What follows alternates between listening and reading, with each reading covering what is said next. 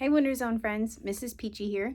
We're going to do a Bible story today about Zacchaeus. So some of us heard the godly play story of Zacchaeus when we were in school last week, and today we're going to read the Jesus Storybook Bible version. I hope you enjoy it. This is the story of Zacchaeus, the man who didn't have any friends. None. The story of Zacchaeus comes from Luke 19.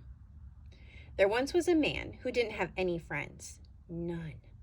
Do you have any friends? Well, of course you do. But not Zacchaeus. Poor Zacchaeus didn't have any. You're probably wondering why. Was it because he was so short? That's not a reason not to like someone.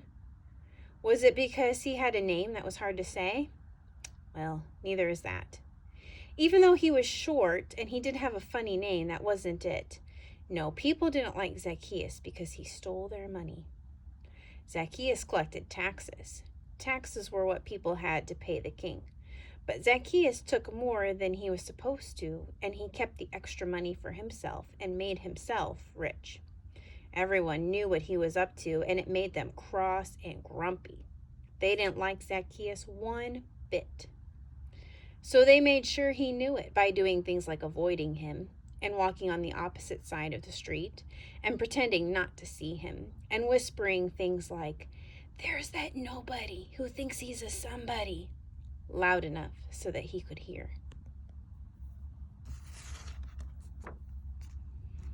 Anyway, one day a huge crowd gathered by the road. Jesus was coming to town, and everyone wanted to see him. Zacchaeus wanted to see Jesus too, but everyone was too tall. He tried jumping up and down, but that didn't work. He couldn't see a thing. Luckily, Zacchaeus had a good idea. "I'll climb that sycamore tree," he said. So he did. He was surprisingly good at climbing trees for a man who was so unusually short that he had to take a flying leap to get into his chair in the morning. From the tree, Zacchaeus had the perfect view, all the way down the road. Another minute, and suddenly Jesus was at the tree. He stopped and looked up. Zacchaeus saw Jesus, and Jesus saw Zacchaeus.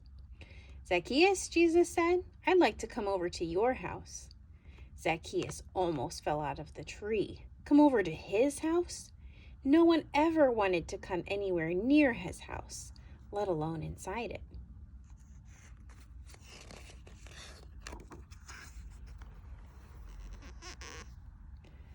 The people saw this, and needless to say, it made them even crosser and grumpier than usual. They mumbled and murmured and muttered, "Why is Jesus being kind to that big sinner? Doesn't Jesus know about him?" Zacchaeus scrambled down and took Jesus to his house. He was in a big hurry because he didn't want Jesus to change his mind. Perhaps Jesus hadn't heard about him. Perhaps Jesus didn't know about how he had been stealing, and how no one liked him, and how he didn't have any friends. But Jesus knew. He knew all about Zacchaeus and the stealing and everything, and he still loved him. Zacchaeus was ashamed. "Lord," he said, turning pale, "what I've done is wrong. But now I want to do the right thing. I will give the money back to everyone, 4 times what I stole."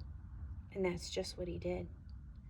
Jesus smiled. "My friend," he said, "today God has rescued you." Jesus loved Zacchaeus when nobody else did. He was Zacchaeus' friend, even when no one else was. Because Jesus was showing people what God's love was like, his wonderful, never stopping, never giving up, unbreaking, always and forever love.